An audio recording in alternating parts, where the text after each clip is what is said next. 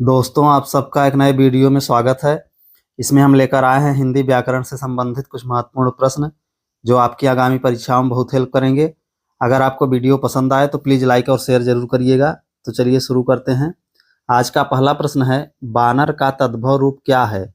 Option A बंदर, option B बांदर, option C बानर, ऑप्शन डी बांदर। इसका सही उत्तर हो जाएगा ऑप्शन ए बंदर।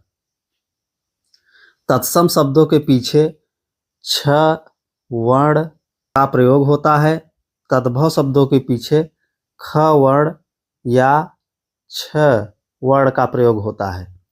जैसे खीर,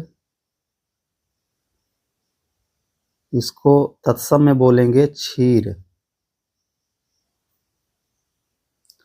तत्सम शब्दों में र की मात्रा का प्रयोग होता है। जैसे आम, इसको तत्सम में बोलेंगे आम्र। तत्सम शब्दों में व का प्रयोग होता है और तद्भव शब्दों में ब का प्रयोग होता है। जैसे वाणी, इसको बोलेंगे वाणी।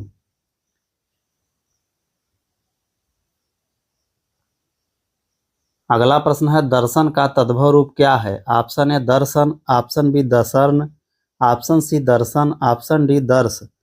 इसका सही उत्तर हो जाएगा ऑप्शन ए दर्शन। दर्शन शब्द का तद्भव रूप दर्शन होता है। तद्भव शब्द तत् और भव से मिलकर बना है, जिसका मतलब है विकसित या उत्पन्न करना। तद्भव शब्द संस्कृत के मूल शब्द नहीं होते, बल्कि संस्कृत के किसी मूल शब्द से निकाले होते हैं। जिन शब्दों को संस्कृत से बिना किसी बदलाव के लिया जाता है उन्हें तत्सम शब्द कहते हैं। तत्सम शब्द संस्कृत के दो शब्दों तत् और सम से मिलकर बना है। तत् का मतलब है उसके और सम का मतलब है समान। अगला प्रश्न है, निम्न में कौन सा शब्द तत्सम है? Option A court, option B अजीब, ऑप्शन सी उद्गम, ऑप्शन डी खेत। इसका सही उत्तर हो जाएगा ऑप्शन सी उद्गम।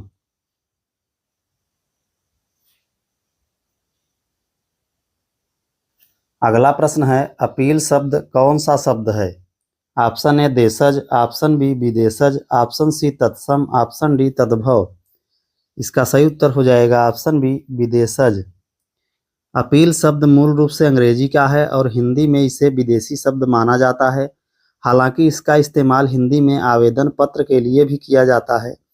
अपील शब्द के कई मतलब होते हैं, जैसे कि किसी मामले को निचली अदालत से ऊपरी अदालत ले जाने का आवेदन, किसी इच्छित या जरूरी चीज के लिए पूछना, आवाज उठाना या याचिका करना।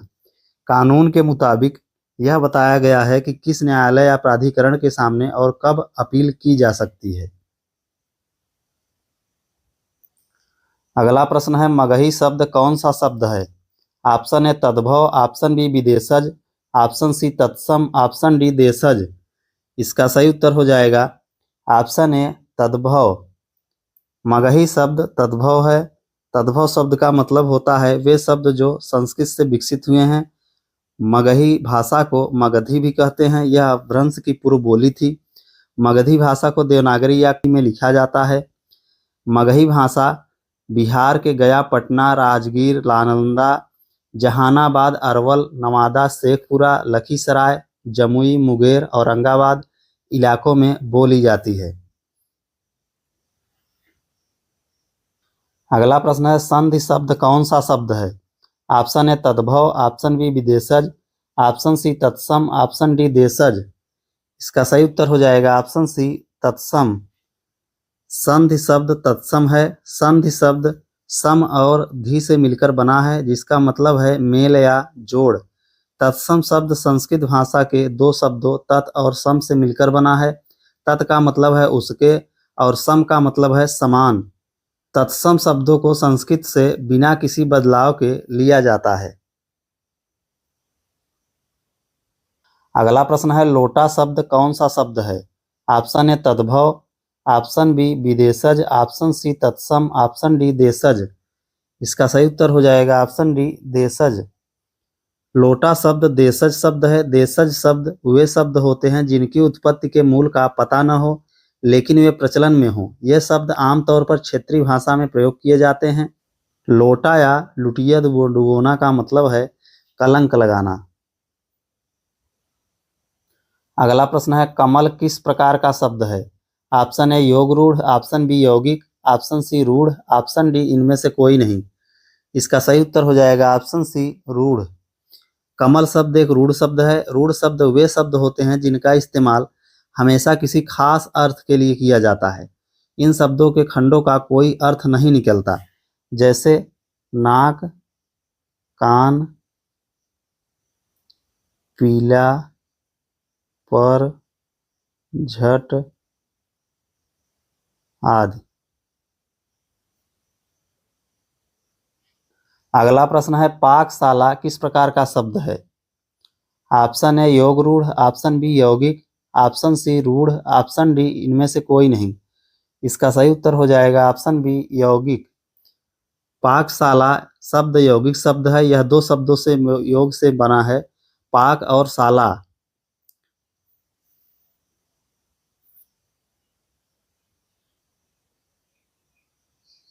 अगला प्रश्न है, दशानन किस प्रकार का शब्द है?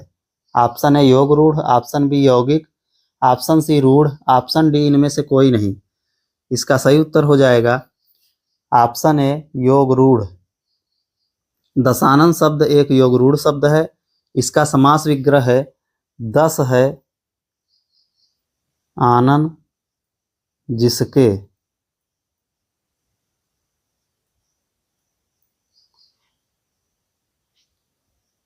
इसका अर्थ है रावण। रावण के 10 सिर होने के कारण उसे दशानन कहा जाता है। जो शब्द अन्य शब्दों के योग से बनते हैं लेकिन एक विशेष अर्थ के लिए प्रसिद्ध होते हैं, उन्हें योगरूढ़ शब्द कहते हैं। जैसे लंबोदर बराबर गणेश, त्रिनेत्र बराबर शिव।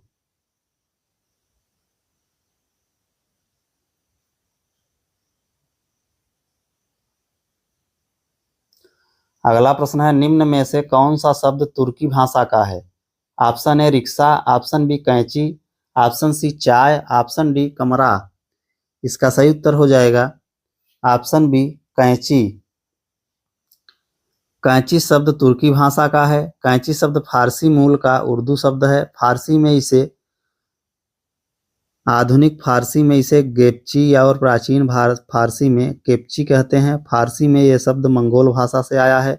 कैंची शब्द की व्युत्पत्ति अरबी शब्द कस्त से हुई है, जिसका अर्थ है काटना, छीलना या तराशना।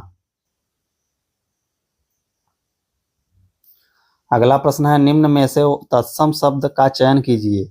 ऑप्शन ए वर्षा, ऑप्शन बी आयु, ऑप्शन सी बारात, ऑप्शन डी हाथी। इसका सही उत्तर हो जाएगा ऑप्शन ए वर्षा। वर्षा शब्द तत्सम शब्द है। तत्सम शब्द संस्कृत से लिए जाते हैं और जब इनका प्रयोग हिंदी में किया जाता है तब उनका प्रयोग ज्यों का त्यों होता है। तत्सम शब्दों में ध्वनि और वर्तनी के बदलाव होते हैं।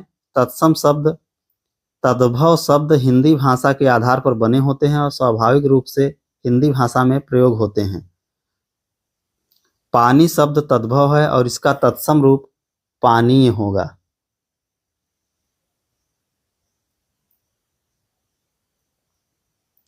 अगला प्रश्न है, संस्कृत के ऐसे शब्द जिसे हम ज्यों का त्यों प्रयोग में लाते हैं क्या कहलाते हैं? ऑप्शन ए तद्भव, ऑप्शन बी विदेशज, ऑप्शन सी तत्सम, ऑप्शन डी देशज। इसका सही उत्तर हो जाएगा ऑप्शन सी तत्सम। संस्कृत के वे शब्द जिन्हें हम ज्यों के त्यों प्रयोग में लाते हैं उन्हें तत्सम शब्द कहते हैं। तत्सम शब्द संस्कृत भाषा से अन्य भारतीय भाषाओं में बिना किसी बदलाव के लिए जा गए हैं।